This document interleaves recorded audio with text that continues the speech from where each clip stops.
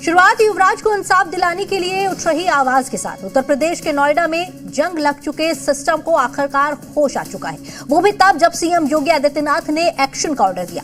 जिम्मेदारों पर नकेल कसने की तैयारी हो चुकी है और अब सिस्टम की वजह से डूबे युवराज को सीएम योगी ही इंसाफ देंगे। 100 से ज्यादा घंटे बाद नोएडा के करपट हो चुके इस सिस्टम को याद आई है कि युवराज के कार को गड्ढे से बाहर निकाला जाए। सिस्टम के उन अधिकारियों को जिन्होंने युवराज को मरने के लिए छोड़ दिया, उन अधिकारियों के पास अब कार निकालने के लिए जरूरी उपकरण आ गए हैं, जो उस वक्त नदारत थे जब असल जरूरत थी। धिक्कार अधिकारियों की लापरवाही की वजह से विरोधियों को सवाल खड़े करने का मौका मिल गया। राहुल गांधी ने पोस्ट कर हादसे का कारण जवाबदेही का अभाव बताया, लेकिन योगी का फोकस आरोपों के जवाब देने से ज्यादा युवराज को इंसाफ दिलाने पर है।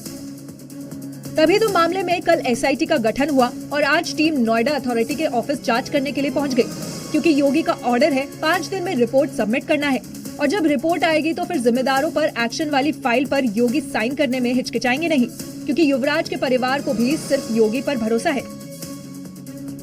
यूपी के संभल में बीमा फ्रॉड करने वाले मास्टरमाइंड पर योगी की नजर पड़ गई है। 100 करोड़ के घोटाले के आरोपी ओंकारेश्वर पर अब कुर्की वाला डंडा चलने लगा है, क्योंकि योगी फोर्स और राजस्व विभाग की टीम वाराणसी में डुगडुगी के साथ मुनादी करा रही है। डुगडुगी की ये आवाज सरगना के कानों में भी पहुंच रही होगी। अपने बिल में छिपा ओंकारेश्वर मिश्र शायद सोच रहा होगा, योगी के राज में उसने बहुत बड़ी गलती कर दी है, लेकिन अब उसकी गलती का खामियाजा उसे भुगतना ही पड़ेगा, क्योंकि आज राजस्व विभाग और संभल पुलिस ने वाराणसी में आरोपी की 1 करोड़ से ज्यादा की संपत्ति कुर्क कर दी है। यहाँ पर सभी को सूचित किया जाता है कि मुकदमा अपराध संख्या 234/25 गैंगस्टर एक्ट में इस मकान की यहाँ पर जो ओंकारेश्वर की बहन है सुषमा मिश्रा के नाम पर है, इसकी संपत्ति इसको कुर्क किया जाता है। बीमा फ्रॉड गिरोह के सरगना ओंकारेश्वर मिश्र का गिरोह 12 से अधिक राज्यों में फैला था। संभल समेत कई जिलों में गिरोह के खिलाफ 25 से अधिक केस दर्ज हैं। पुलिस 70 से अधिक आरोपियों को गिरफ्तार कर जेल भेज चुकी है और अब नंबर मास्टरमाइंड का है, जिसकी डुगडुगी बच गई है। छत्तीसगढ़ में सरकारी गोदामों से धान गायब होने के मामले ने सियासी तूल पकड़ लिया है। धान घोटाले को लेकर कांग्रेस अब सड़कों पर उतर आई है। दुर्ग में ढोल नगाड़ों की गूंज के साथ कांग्रेस ने विरोध का अनोखा तरीका अपनाया। ढोल नगाड़ों की गूंज के साथ चूहों की बारात निकालकर कांग्रेस ने राज्य सरकार पर घोटाले का आरोप लगाया। देखिए, इस प्रदर्शन में जाली में कैद 14 जिंदा चूहे भी शामिल हुए। ये चूहा बारात कलेक्ट्रेट पहुंची, जहां कांग्रेस के प्रतिनिधिमंडल ने एसडीएम को राज्यपाल के नाम का ज्ञापन सौंपा और साथ में चूहे भी सौंप दिए।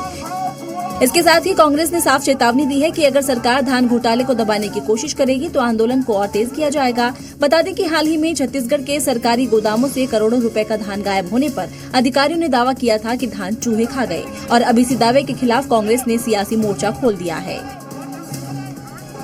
उत्तर प्रदेश में कोहरा अब जानलेवा बनता जा रहा है। कोहरे के कारण Delhi Dehradun corridor elevated road पर 20 से ज्यादा वाहन टकरा गए और इन हादसों में 12 से ज्यादा लोग घायल हुए।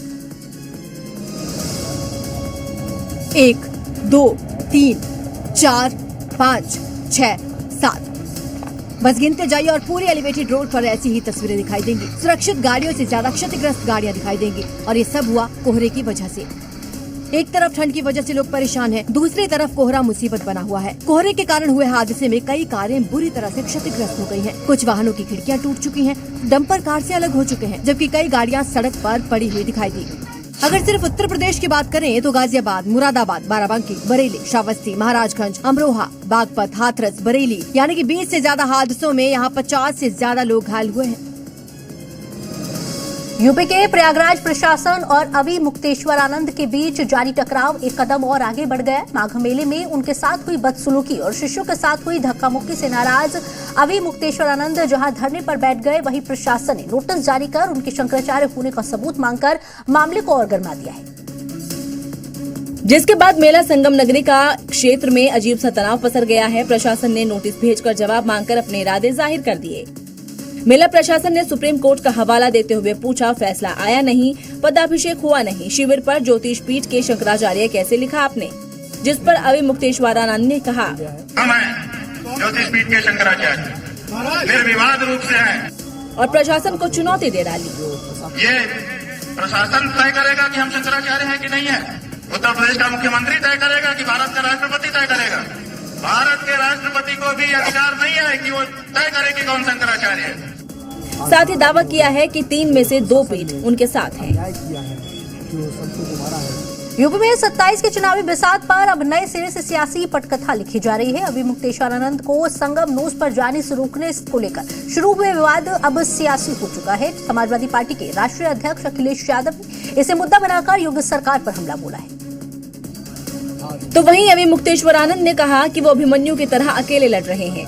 देखिए, हम तो अपना लड़ रहे हैं, अपनी लड़ाई अभिमन्यु की तरह चक्रव्यूह में लड़ रहे हैं।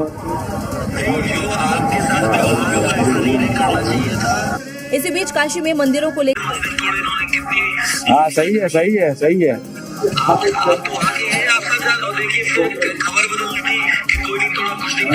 सारा तोड़ दिया इन्होंने, 150 मंदिर हमारे तोड़ दिए हैं और अभी भी तोड़ते चले जा रहे हैं। अपनी मांगों को लेकर धरने पर बैठे अभी मुक्तेश्वरानंद की गद्दी अब सियासी हो चली है। वहीं इस दौरान उन्हें विपक्ष का पूरा साथ मिल रहा है। आज से बीजेपी के नवीन युग की शुरुआत हो गई है। नितिन नवीन की बीजेपी अध्यक्ष की ताजपोशी के साथ ही पीएम मोदी ने उन्हें अगला टास्क भी दे दिया है। टास्क पार्टी की विरासत को आगे बढ़ाने का, टास्क पार्टी के विजन को आगे ले जाने का। नितिन नवीन जी, मैं कार्यकर्ता हूं, वे मेरे बॉस हैं। ये एक मैसेज है पार्टी को, पार्टी के कार्यकर्ताओं को, और पीएम मोदी ने साफ कर दिया है कि पार्टी युवा नेतृत्व के हाथ में है और जो बीजेपी की विरासत को आगे बढ़ाने का काम करेंगे।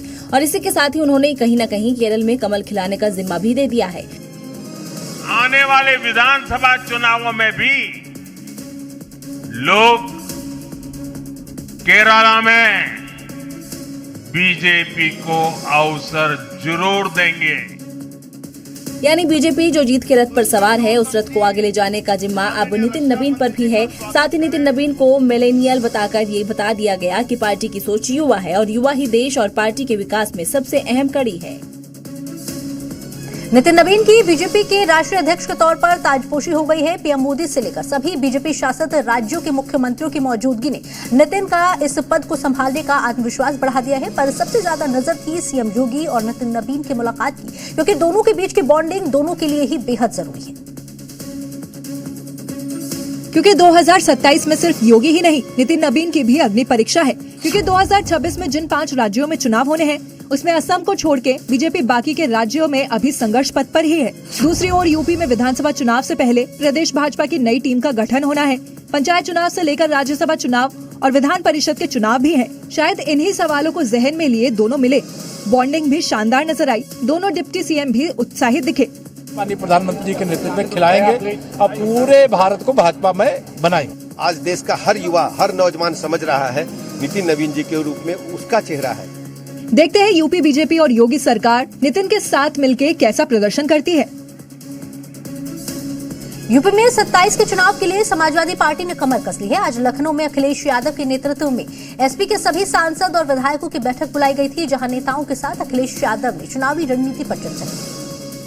लेकिन फोर्स पीडीए पर ही रहा। समाजवादी पार्टी एक बार फिर लोकसभा की तरह विधानसभा में भी पीडीए वाला दाव चलेगी, लेकिन इस बार इसमें मुसलमानों की भी हिस्सेदारी होगी। हम जो समाजवादी पार्टी मुसलमानों के साथ साथ पूरे पीडीए समाज की लड़ाई लड़ रही है और हम चाहते हैं कि इस पीडीए समाज को न्याय दिलाने के लिए, उसका हक और इंसाफ दिलाने के लिए वो सब लोग मिलकर के लड़ेंगे।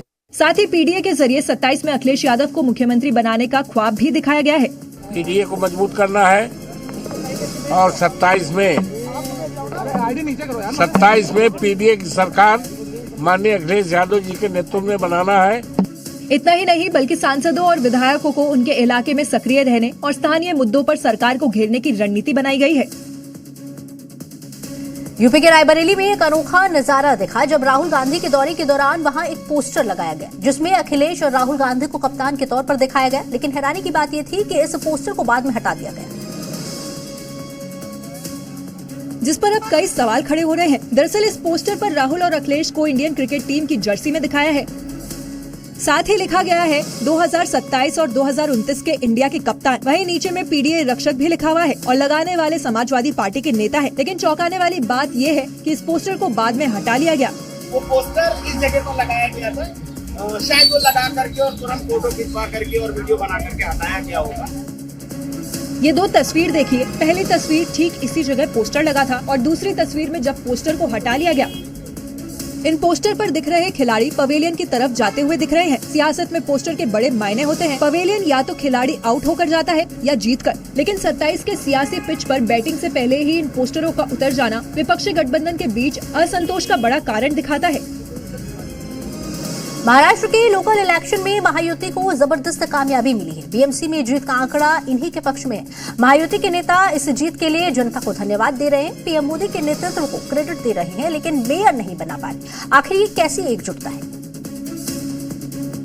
जबकि महायुति के नेता बार बार दावा कर रहे हैं कोई झगड़ा नहीं है। मेयर पर भी कोई खिस्सा नहीं। मेयर हमारा महायुति का बनेगा और मुझे लगता है जिनकी ज्यादा सीटें होती है उनका मेयर बन सकता है। हमारे महायुति के गठबंधन में संवाद है, न कोई वाद है न कोई विवाद है, और इसकी स्वयं पुष्टि आदरणीय उप मुख्यमंत्री एकनाथ शिंदे जी ने स्वयं की है। सब ठीक है तो मेयर कब बनेगा? महायुति की इसी स्थिति पर तो उद्धव गुट तंज कस रहा है। इतिहास में पहली बार हो रहा है कि मुंबई का मेयर दिल्ली में अमित शाह डिसाइड करेंगे। भारतीय जनता पार्टी के हाईकमांड डिसाइड करेंगे। पता नहीं ये उलझन कब सुलझेगी और मुंबई को अपना नया मेयर कब मिलेगा।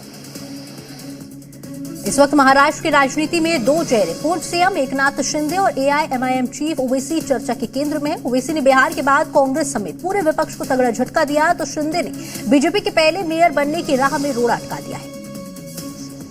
लेकिन इसी के साथ ही पर्दे के पीछे एक और खेला होने की बात सामने आई है। एआईएमआईएम नेता इम्तियाज जलील ने दावा किया है कि मालेगांव में शिंदे के स्थानीय नेताओं ने गठबंधन की पेशकश की है। मालेगांव में इस्लाम पार्टी को 35, एआईएमआईएम को 21, समाजवादी पार्टी को 5, बीजेपी को 2, शिवसेना शिंदे गुट को 18, तो कांग्रेस को 3 सीटों पर जीत मिली है। यानी एआईएमआईएम के पास 2 विकल्प है, इस्लाम पार्टी भी और शिवसेना शिंदे गुट भी। हम मुफ्ती इस्माइल और एजाज बेग को दावत देते हैं कि वो हमको सपोर्ट करें और मिलजुल करके हम लोग कारपोरेशन में शहर की तामीर और तरक्की के लिए काम करें। हालांकि अभी तक एआईएमआईएम ने अपने पत्ते नहीं खोले हैं कि वो इस्लाम पार्टी के साथ जाएगी या शिंदे की शिवसेना के साथ। महाराष्ट्र बीएमसी चुनाव में एआईएमआईएम ने अच्छा प्रदर्शन किया है। पार्षदों की जीत के बाद अब बयानबाजी का दौर भी शुरू हो गया है। एआईएमआईएम की मुंब्रा से पार्षद सहर शेख ने मुंब्रा को ग्रीन रंग से रंगने का ऐलान कर दिया है।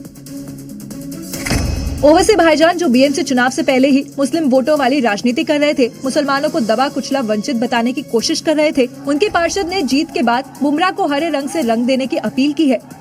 आप लोगों को उस इलेक्शन में इससे भी बड़ा मुंह तोड़ जवाब उनको देना है। पूरे के पूरे मुंब्रा को ग्रीन कलर से ऐसे रंगना है कि इन लोगों को यहाँ से बुरी तरह से पछाड़ के भेजना है। इंशाल्लाह इलेक्शन में आप मजलिस की ताकत समझ चुके हैं और ये ताकत हमको अल्लाह से आती है। मुंब्रा के बयान को लेकर अब राजनीतिक गलियारों में नई बहस शुरू हो चुकी है, क्योंकि सहर शेख ने हरे रंग से मुंब्रा को रंगने की बात कही है। इसका मतलब पार्टी के सिंबल के रंग के साथ ही मजहब वाले रंग से भी जोड़ा जा रहा है। 26 जनवरी से पहले देश की सीमाओं पर हलचल तेज हो गई है। हर गतिविधि पर पैनी नजर रखी जा रही है, क्योंकि दुश्मन की साजिशें फिर सिर उठाने लगी।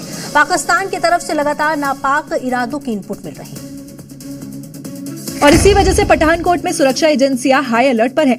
सीमा से सटे इलाकों में सर्च ऑपरेशन तेज कर दिए गए हैं। हर संदिग्ध मूवमेंट पर जवान चौकस हैं।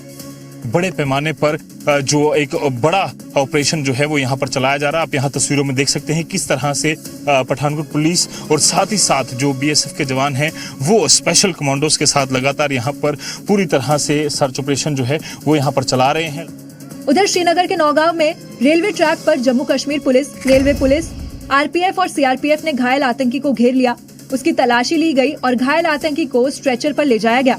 लेकिन ये कोई असली हमला नहीं था, बल्कि गणतंत्र दिवस से पहले सुरक्षा व्यवस्था को परखने के लिए मॉकड्रिल की गई।